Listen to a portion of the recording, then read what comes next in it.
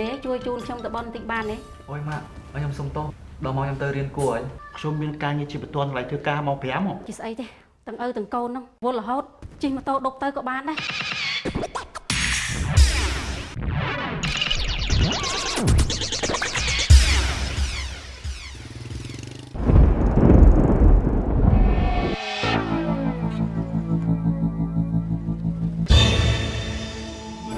ដូចជាបងបាក់មកបងពេកហើយ